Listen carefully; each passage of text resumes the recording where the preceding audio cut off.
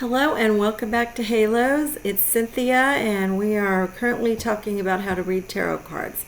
Now in my last video, Halos video 3, we learned how to read regular playing cards for entertainment purposes only, which requires no intuitive abilities at all and is appropriate for a party type of setup. So taking that into consideration, a very beginning tarot card reader should review that because we're going to apply those principles to the beginnings of learning to read tarot cards for serious purposes where we would use our intuition and learn to develop our intuitive reading abilities. So since you have to work on that, you either have intuition or you don't. Nobody can give that to you and you cannot go purchase it. It just is. It's kind of like how tall you are or what color your hair is. You can fake it, but it's never the real thing.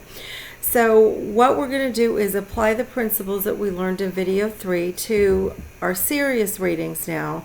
At the very beginning of learning this, you can apply the suit meanings that were given in video 3 and the card meanings to render a really good intuitive reading. You would just apply your intuition, and I'll get into that a little bit too for this video. You might have seen tarot cards, and if you haven't, I could show you some of them. Their history, that's a whole different subject, but let me just show you some of them so you kind of get a gist of what they look like. Now, there's many different kinds of tarot cards on the market today. The art is fantastic. These artists that draw them up are just really skilled. But the original ones that are the Rider-Waite tarot deck, there's also antique ones. They're in museums and they're hand-painted. You can purchase hand-painted tarot cards from Italian shops. They're probably fairly pricey, but if you just go to a regular bookstore or Amazon or some sites sell them, you get cards that look like this.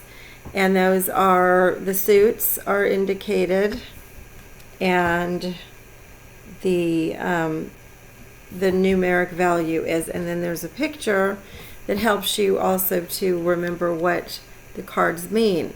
However, intuitively, you would look at the card differently than just, what does this assigned meaning have? You might, during one reading, recognize, or sometimes things are spiritually highlighted for you, colors, or the vacancy behind him, or what he's holding.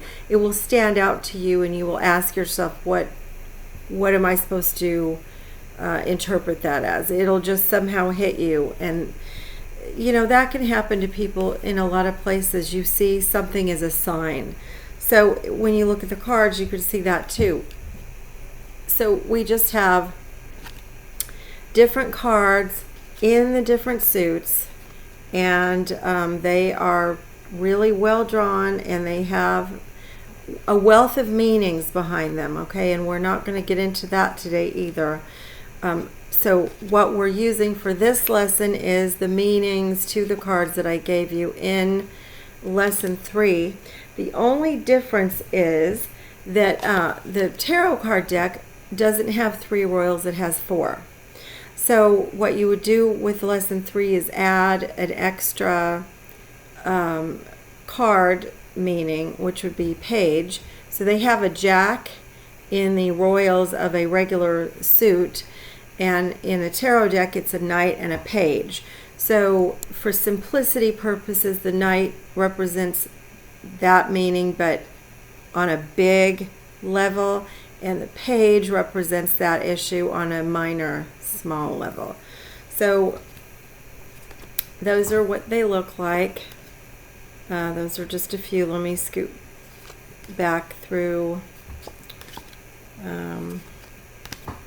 the deck here really quick just so you can see them. And like I said, this is not a review of the deck, so I'm just showing these because some people haven't seen them and some people work with them every day and know. But I guess if you're not a beginner tarot reader, then you might look at this just as a review or to figure out, whoops, what other people are doing. We got our swords. So all these different cards come up. Let's see.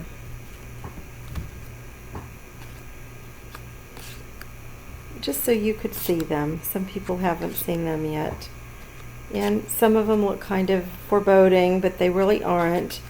Their message, when combined with the other cards, just gives you a really good message or a warning of some kind. Indicates what you need to look out for. So, so there you are. They're almost done. Let's see here. And I don't even know if I got through the whole deck, but that's kind of a little quick overview of what they look like. So the only difference that we have, as I said, let me read my notes so I don't forget anything. Okay. So I want you to go back to video 3, Halo's video 3, and look at the card meanings based on their suit meaning and their card meaning, numeric card meaning. And that we will continue to use for our beginner tarot reading instructions. But we'll advance way beyond that in another video. And in addition to that, like I said, the Jack in a regular playing card deck is replaced by 2 cards, a Knight and a Page. And so that would be, the Knight would indicate that issue on a big ticket level, and the Page would be little. And that's for beginner purposes, okay? That's not the whole of it, but that's just for our beginners. Now, what else do I have written down here? Right, so this is for now. Now, the big addition to a tarot deck that we don't have in a regular playing card deck is the Major Arcana. The word Arcana means secret, and major or minor. So this is our Major Arcana, and I'm going to give you one-word meanings that I think are valuable. If you disagree with those meanings, you're welcome to change them. And that would be your intuition coming through to tell you, I don't feel right about that meaning. But this is acceptable meanings for these cards. Let me see here. And as a side note, if you want to start working on your own growth of intuition, one way to do that is to write down all the cards whenever you give a reading to yourself or other people, to mark down the cards and their official meaning, and then what you thought they meant. The first thought that comes to your mind and what kind of ruminates with you is the way you're going to interpret that further beyond the given meaning.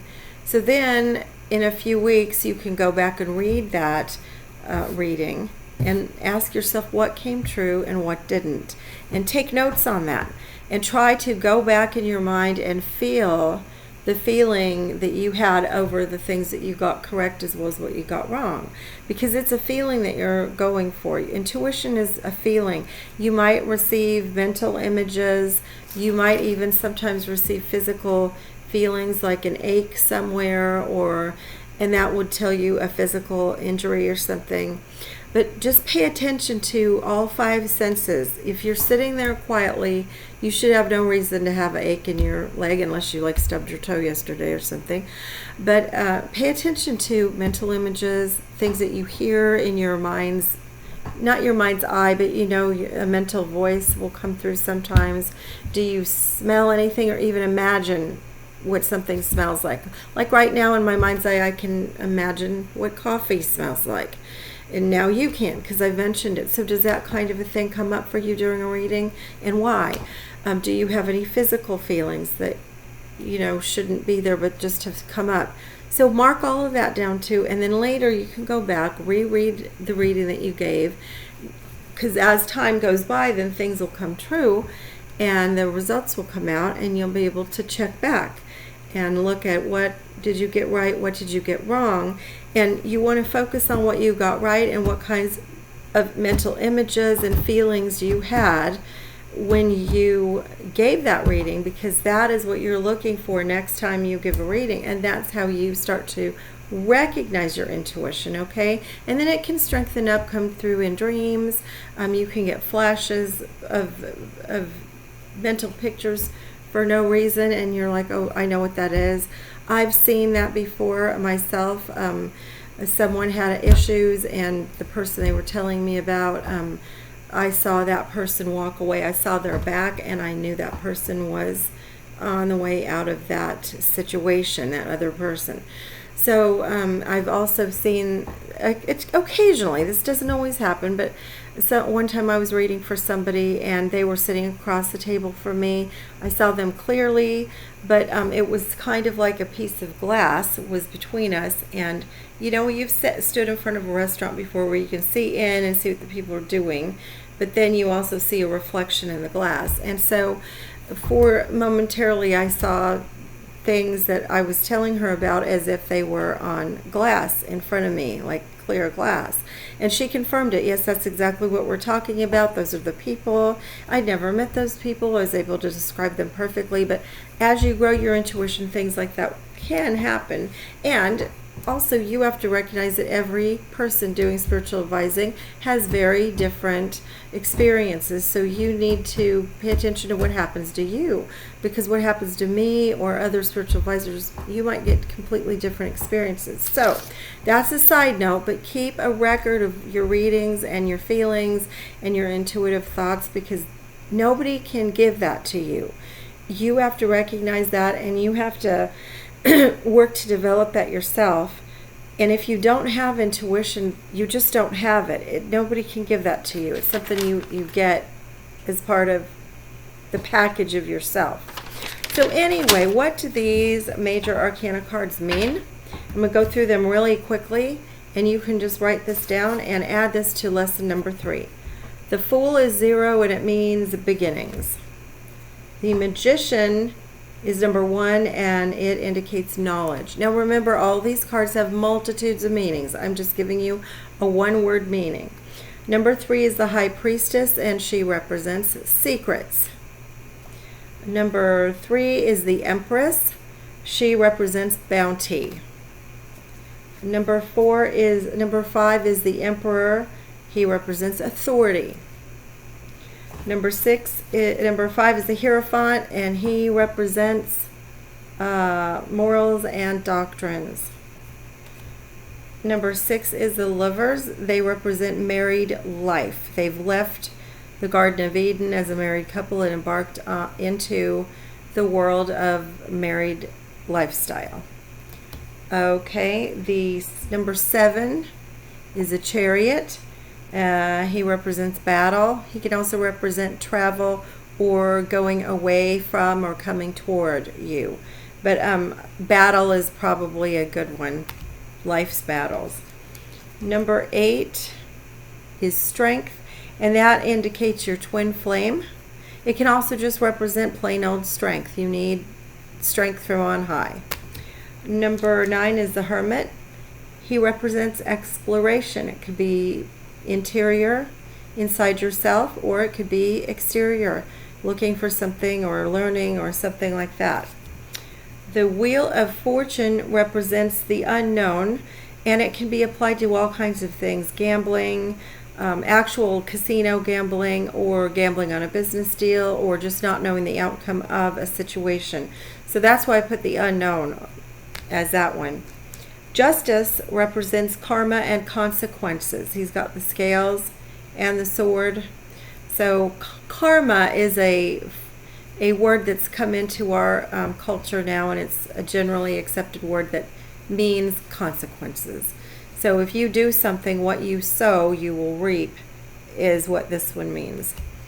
The Hanged Man means occupied or tied up. He's tied up. It could also mean self-sacrifice and other things, but that's for later. Right now, he just means that he's occupied. He's tied up.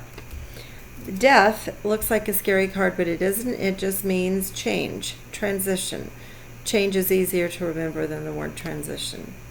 The Temperance card means medicine, good medicine, It could mean actual pharmacy items, or it could just mean you got a taste of your own medicine, or you learned something, but it means medicine.